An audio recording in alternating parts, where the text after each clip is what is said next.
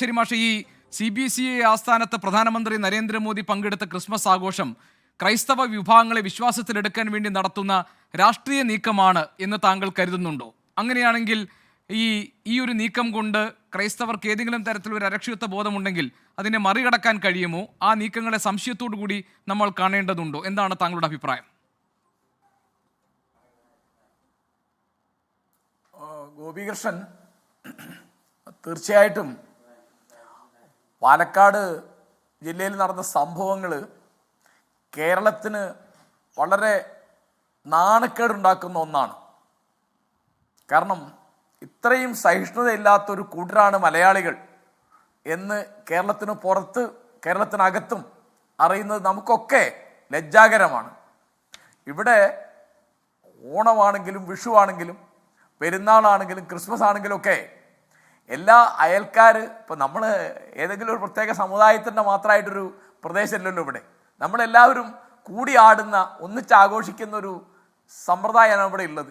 അത് രാഷ്ട്രീയത്തിനൊക്കെ മുമ്പേ അങ്ങനെയാണ്, ജനാധിപത്യത്തിനൊക്കെ മുമ്പേ അങ്ങനെയാണ്.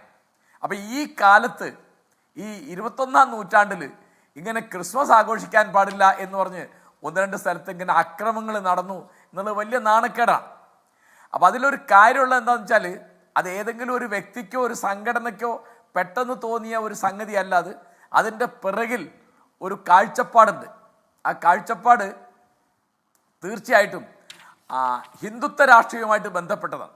അപ്പോൾ ഇതൊക്കെ അന്യമാണ്, വിദേശത്ത് വന്നതാണ്. ഇപ്പോൾ ഹിന്ദു രാഷ്ട്രവാദത്തിൻ്റെ പ്രധാനപ്പെട്ട ശത്രുക്കളായിട്ട് അവർ പറഞ്ഞിട്ടുള്ളത് 1 ഇസ്ലാം, 2 ക്രിസ്തുമതം, 3 കമ്മ്യൂണിസം എന്നാണ്. എന്താ കാര്യം? എല്ലാം പുറമേന്ന് വന്നാന്ന്. ഇപ്പം ജനാധിപത്യം പുറമേന്ന് വന്നാലേന്ന് വെച്ചാൽ ജനാധിപത്യം ഇവിടെ ഉണ്ടായിരുന്നു എന്നൊരു സിദ്ധാന്തം കൊണ്ടുവരും. അപ്പോൾ ഇപ്പം നമ്മൾ പ്രധാനമന്ത്രി നരേന്ദ്രമോദി കാണിച്ചത് നല്ലതല്ലേ എന്ന് ചോദിച്ചാൽ നല്ലതാണ്. ഇപ്പോൾ അദ്ദേഹം ക്രിസ്മസ് ആഘോഷിക്കുന്നു, ആളുകളെ ക്ഷണിക്കുന്നു, കേക്ക് മുറിക്കുന്നു, നല്ല സന്ദേശം കൊടുക്കുന്നു. തീർച്ചയായിട്ടും ക്രിസ്തു എല്ലാ മനുഷ്യരും തുല്യരാണ്, എല്ലാ മനുഷ്യരും സഹോദരന്മാരാണ് എന്ന് പറയാൻ വേണ്ടിയാണ് ദൈവത്തെ പിതാവ് എന്ന് വിളിച്ചത്. അത് അപൂർവമായിട്ടുള്ളൊരു വിളിയാണ്. ദൈവം പിതാവാണ് എന്ന് പറഞ്ഞാൽ എന്താ? എല്ലാ സൃഷ്ടിജാലങ്ങളും തുല്യരാണ്, സഹോദരന്മാരാണ് അതിൻ്റെ അർത്ഥം. പക്ഷേ നരേന്ദ്രമോദിയും അദ്ദേഹത്തിൻ്റെ പാർട്ടിയും ഈ തരത്തിലുള്ള ചില പ്രകടനങ്ങളിലോ ചില പ്രസംഗങ്ങളിലോ മാത്രം ഇത് കാണിച്ചാൽ പോരാ എന്ന്. ഇപ്പോൾ മണിപ്പൂരിൻ്റെ ഉദാഹരണം ഒരു വേവുന്ന ഉദാഹരണമാണ്. നമുക്കത് മറക്കാറായിട്ടില്ല, പൊറുക്കാൻ പറ്റാത്തൊരു കാര്യമാണ്. ഇന്ന് വരെ ഇന്ത്യയുടെ പ്രധാനമന്ത്രി ആ സംസ്ഥാനം സന്ദർശിക്കുകയോ അതിനെപ്പറ്റി എന്തെങ്കിലും ഒരു വാക്ക് പറയുകയോ ഉണ്ടായിട്ടില്ല എന്നുള്ളത് ഇതുപോലെ നമ്മുടെ ജനാധിപത്യത്തെ അങ്ങേയറ്റം ലജ്ജിപ്പിക്കുന്ന ഒന്നാണ്.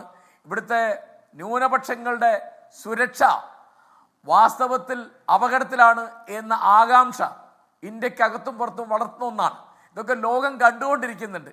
അപ്പം ഞാൻ ഈ സമയത്ത് ആലോചിക്കുന്നത്, എനിക്ക് ഓർമ്മ വരുന്നത് 130 കൊല്ലം മുമ്പ് വിവേകാനന്ദൻ നടത്തിയൊരു പ്രസംഗമാണ്. കൃത്യമായിട്ട് പറഞ്ഞാൽ 1893 സെപ്റ്റംബർ 11-ാം തീയതി, സെപ്റ്റംബർ 11 ലോക വ്യാപാര കേന്ദ്രം തകർന്ന ദിവസത്തിൻ്റെ തീയതി നമ്മൾ ഓർത്തു വെച്ചത്. അങ്ങനെ അല്ലാത്തൊരു തീയതിയുണ്ട്. ആ തീയതിക്കാണ് ചിക്കാഗോയിലെ ലോകമത സമ്മേളനത്തിൽ ഹിന്ദുമതത്തെ പ്രതിനിധീകരിച്ച് സ്വാമി വിവേകാനന്ദൻ പ്രസംഗിച്ചത്. ആ പ്രസംഗത്തിലെ ഒരു പ്രധാനപ്പെട്ട വാക്ക്, ലോകത്തെ സഹിഷ്ണുത പഠിപ്പിച്ച രാഷ്ട്രത്തിൽ നിന്നാണ് ഞാൻ വരുന്നത്, അതിലെനിക്ക് അഭിമാനമുണ്ട് എന്നാണ്. എല്ലാ മതങ്ങളുടെയും മാതാവിൻ്റെ പ്രതിനിധിയാണ് ഞാൻ, എന്നതിൽ എനിക്ക് അഭിമാനമുണ്ട് എന്നാണ്.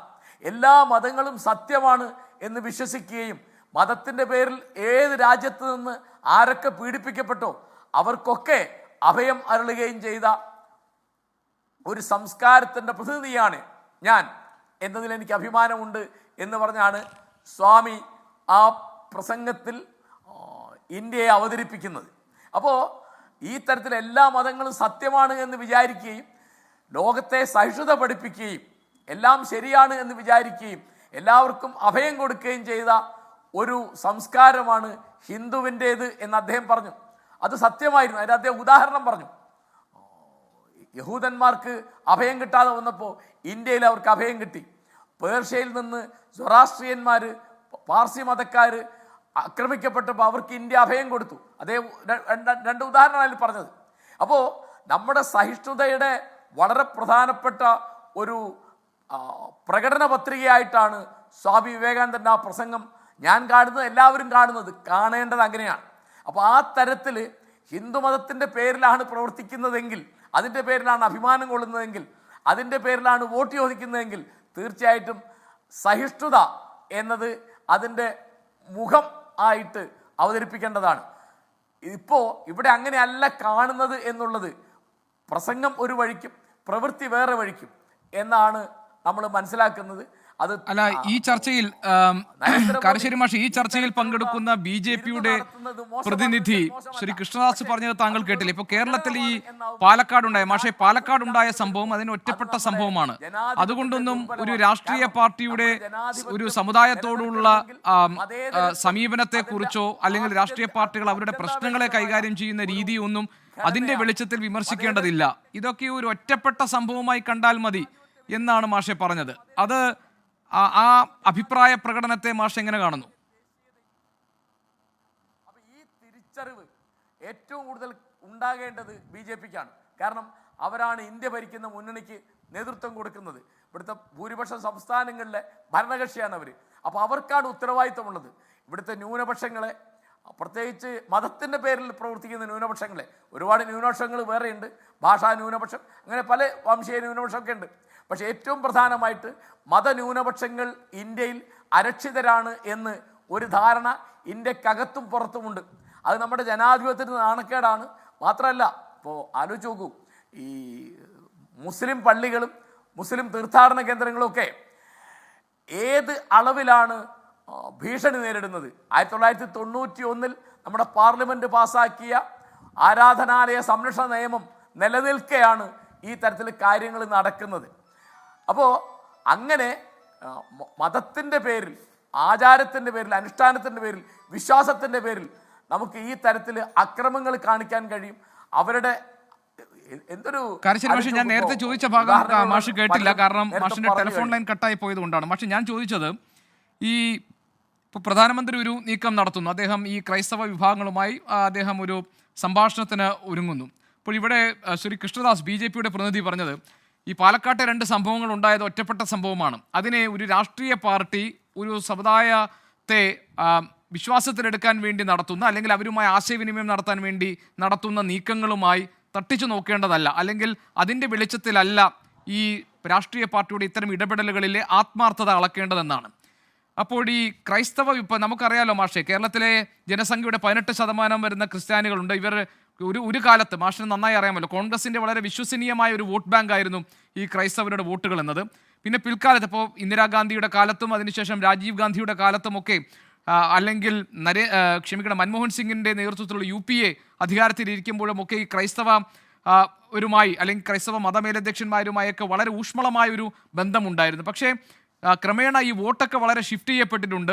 ക്രൈസ്തവരുടെ ഒരു വിശ്വാസം അവരുടെ വോട്ട് ബാങ്കായി കോൺഗ്രസിനൊപ്പം നിന്നിരുന്നെങ്കിൽ അതിലൊക്കെ വലിയ മാറ്റങ്ങൾ സംഭവിച്ചിട്ടുണ്ട്. അപ്പോൾ BJP എന്ന് പറഞ്ഞപ്പോൾ മാഷ് പറഞ്ഞതുപോലെ വിചാരധാരയിൽ കമ്മ്യൂണിസ്റ്റുകളെയും ഇസ്ലാം വിശ്വാസികളെയും ക്രൈസ്തവരെയും ഒക്കെ ആഭ്യന്തര ശത്രുക്കളായി കാണുന്ന വിചാരധാര, അതിൻ്റെ അടിസ്ഥാനത്തിൽ പ്രവർത്തിക്കുന്നു ഈ രാജ്യത്തിൻ്റെ പ്രധാനമന്ത്രി എന്നൊക്കെ പറയാൻ പറ്റുന്ന ഒരു ഘട്ടമുണ്ടോ?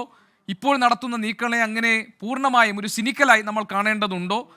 അതല്ലെങ്കിൽ ഈ ഒരു തരത്തിലും ഈ ഭരണ നേതൃത്വത്തെ വിശ്വാസത്തിലെടുക്കാൻ കഴിയില്ല എന്ന ഒരു തീർപ്പിലേക്ക് നമ്മൾ എത്തേണ്ട സമയമായിട്ടുണ്ടോ?